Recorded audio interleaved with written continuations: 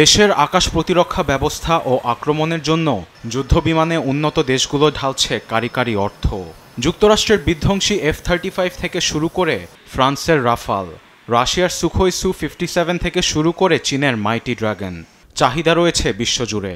এমন পরিস্থিতিতে ফাইটার জেটের বাজারে আলোড়ন সৃষ্টি করেছে ব্রিটিশ যুদ্ধবিমান টেম্পেস্ট।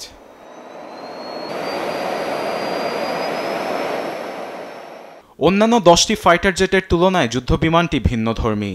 এর বিশেষত্ব হচ্ছে এর বিশাল ফিউল ট্যাঙ্ক, যা স্টেলথ বিমানের তুলনায় হাজার হাজার মাইল পাড়ি দিতে সক্ষম। যুদ্ধবিমানটির আকারও বেশ বড় বলে জানিয়েছে নির্মাতা কোম্পানি BAE সিস্টেমস। আকারে বড় হবার জন্য এটি নানা ভ্যারিয়েন্টের ক্ষেপণাস্ত্র বহনের পাশাপাশি ওয়ারহেড বহনেও সক্ষম হবে। একই সঙ্গে এটি আকাশ প্রতিরক্ষা ব্যবস্থা সহজেই ফাঁকি দিতে সক্ষম।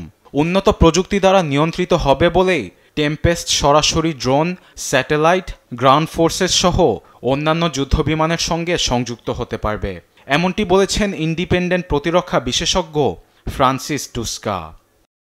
প্রযুক্তির উন্নয়নের জন্য প্রত্যেক বছর যুদ্ধবিমানের কর্মক্ষমতার চাহিদা আরও বাড়ে, বিমানের মডেলও পাল্টায়।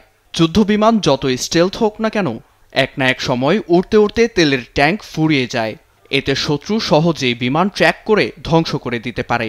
কিন্তু বিশাল ট্যাঙ্কের কারণে টেম্পেস্ট আকাশ প্রতিরক্ষা ফাঁকি দিয়ে অনেক ক্ষেপণাস্ত্র একসঙ্গে ছুটতে পারবে। Global combat air programme GCP এর অধীনে যুদ্ধবিমানটির কাজ ইতোমধ্যেই শুরু হয়েছে, যা 2035 সালের মধ্যে শেষ হবে।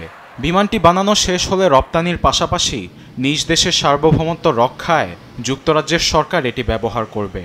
সৌদি আরব সহ বেশ কয়েকটি দেশ ইতোমধ্যেই টেম্পেস্ট ক্রয়ের বিষয়ে আগ্রহ দেখিয়েছে। আরবেদ আফসার, নিউজ ডেস্ক, দেশ টিভি।